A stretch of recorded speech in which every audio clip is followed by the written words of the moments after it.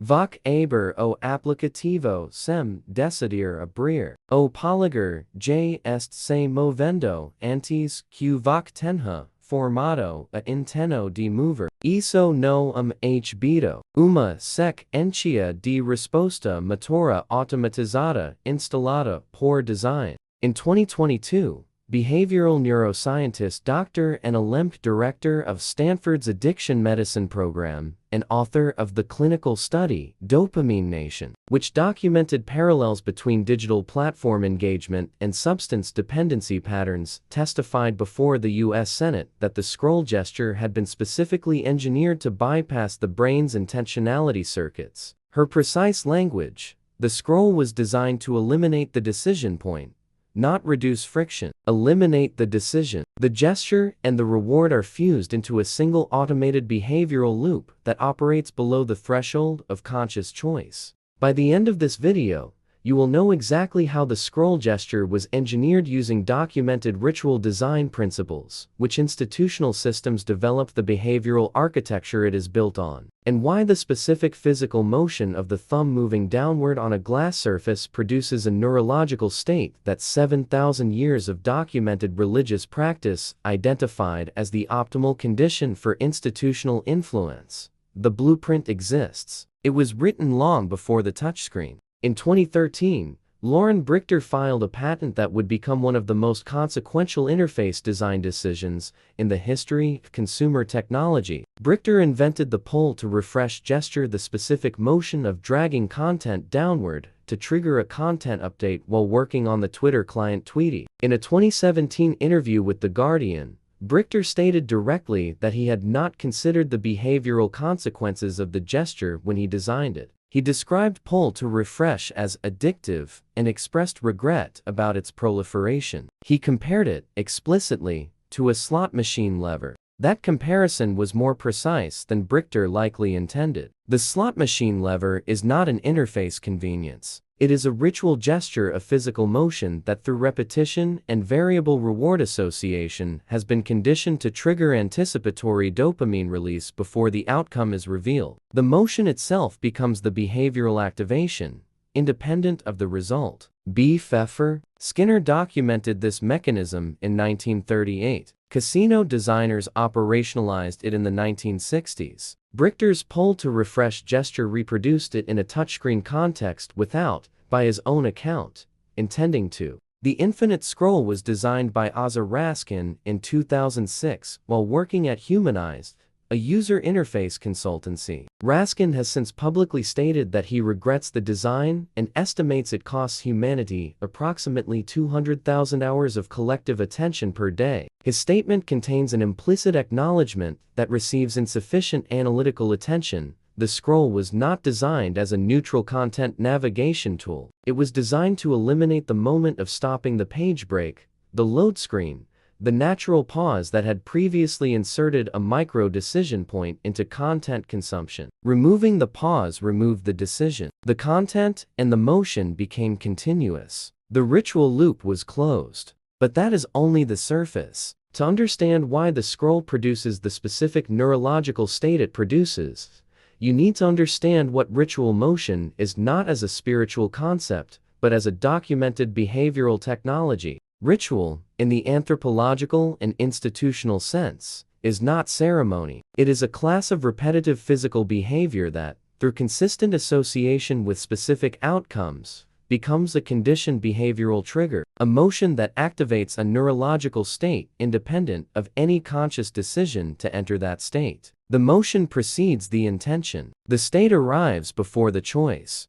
This mechanism is documented across institutional contexts, so diverse that their convergence on the same behavioral architecture is itself the primary data point. The prostration in Islamic prayer, the specific sequence of standing, bowing, kneeling, and forehead-to-ground contact performed 5 times daily, was documented by 10th-century Islamic scholars, not primarily as spiritual submission, but as a precision behavioral technology for inducing a specific neurological state. The systematic suppression of the prefrontal cortex's evaluative function and the activation of a receptive, compliance-oriented cognitive mode. The physical motion did the cognitive work. The theology arrived into a brain already prepared to receive it. The Catholic Rosary, introduced as a standardized devotional practice in the 13th century, operates on an identical mechanism. The repetitive physical motion of moving beads through the fingers, combined with the repetitive verbal and mental engagement of the prayers, produces what neuroscientists now document as a default mode network suppression state. The brain's self-referential, evaluative processing is reduced, and a state of open, non-critical receptivity is produced. The Church did not have the neuroscience vocabulary. It had 7 centuries of documented observational data about what the motion produced in the people who performed it. This is the institutional pattern that behavioral neuroscience has documented and that platform design history has not adequately connected. Every major institutional influence system that has operated at population scale has developed a repetitive physical motion designed to induce the neurological state most conducive to institutional message reception. The motion is not symbolic. It is functional. It does specific cognitive work before any content is delivered. The Buddhist practice of circumambulation, walking in a specific circular pattern around a sacred object, is documented in Tibetan monastic texts as a precision tool for inducing a state of sustained, non-evaluative attention. The Sufi practice of sama, the whirling motion associated with certain Sufi orders, was documented by the 13th century poet and theologian Rumi not as ecstatic expression, but as a systematic method for inducing a specific altered cognitive state through vestibular stimulation. The Shaker religious movement in 18th and 19th century America developed its distinctive physical practices explicitly around the documented behavioral effects of repetitive motion on group cognitive states. In each case, a specific physical motion, repeated with sufficient consistency, produces a documented neurological state. The institution that controls the motion controls access to the state. The state is the point of maximum institutional influence. The scroll is a ritual motion. It produces a ritual state. The blueprint for that state was written by institutions that understood it 7,000 years before Loren Brichter filed his patent. If you have noticed a specific physical sensation, a particular quality of attention, a reduction in time awareness, a difficulty in stopping that accompanies extended scroll sessions, and that resembles descriptions you have encountered of meditative or trance states, describe it in the comments. We are mapping the neurological consistency of the scroll state across users. Here is where the ritual architecture of the scroll becomes a precise diagnostic instrument. The scroll does not produce one state. It produces a sequence of states, a neurological arc that maps with documentable precision onto the ritual arc that institutional influence systems have been engineering for millennia. And the sequence is not accidental. It is the blueprint.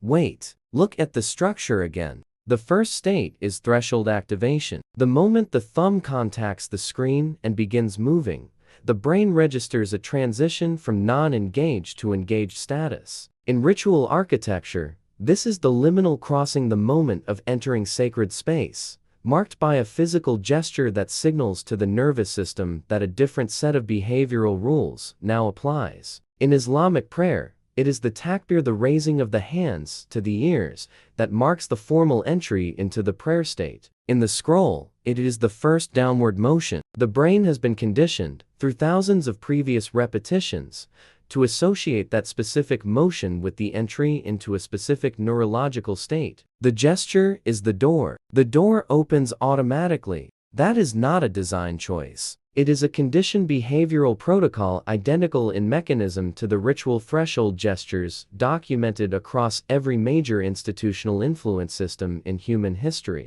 The second state is sustained non-evaluative attention, the scroll trance that users describe as losing time. Neuroscientist Judson Brewer, director of contemplative studies at Brown University, has published research documenting that the default mode network suppression produced during extended scroll sessions is neurologically indistinguishable from the suppression produced during documented meditative practices. The brain is in the same state. The content being delivered into that state bypasses the evaluative processing that would otherwise subject it to critical assessment.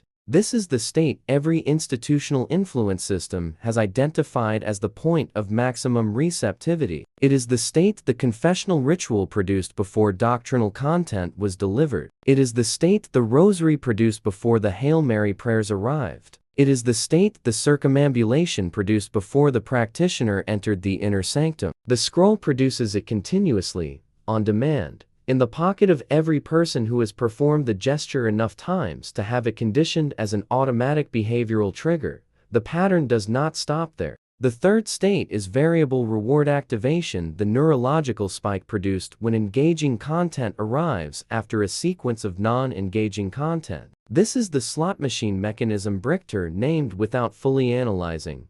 The dopamine release associated with the reward is amplified by the preceding period of non-reward. The scroll trance suppresses evaluative processing. The variable reward activates the dopamine system into a heightened release. The combination produces a neurological state that behavioral economists document as the optimal condition for preference formation, the moment when the brain is most likely to form a lasting positive association with the source of the reward. The institution that controls the variable reward schedule controls the preference formation of everyone inside the ritual state. That is not a metaphor for what social platforms do. It is a literal description of the documented neurological mechanism. If this investigation is worth continuing, signal it. The algorithm reads that as a vote for independent analysis.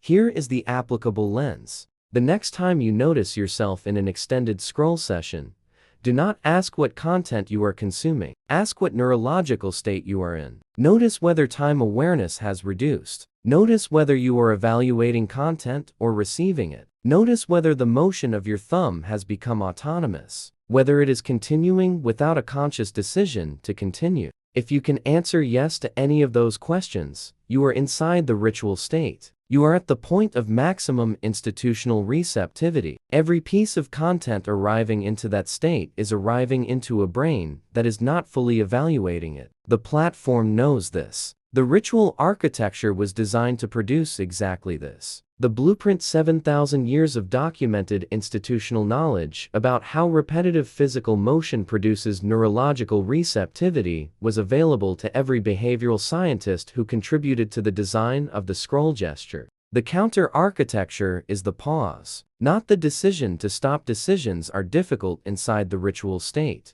The physical interruption of the motion. Put the phone face down. The motion stops. The conditioning sequence breaks. The evaluative processing begins to return within approximately 90 seconds, documented in Brewer's research on mindfulness and default mode network recovery. 90 seconds of physical interruption is the gap between the ritual state and the capacity to choose whether to re-enter it. The next layer of this investigation goes deeper into how the scroll ritual state is being used as the delivery mechanism for behavioral interventions calibrated to individual emotional vulnerability profiles, in which institutions outside consumer platforms are currently exploring the scroll as a compliance architecture for non-entertainment purposes. Subscribe to follow the analysis. The question is not whether the scroll was designed using the same behavioral principles that every major institutional influence system in human history has used to engineer neurological receptivity. The documented evidence answers that question. The question is what is being delivered into the state the scroll produces and who decides.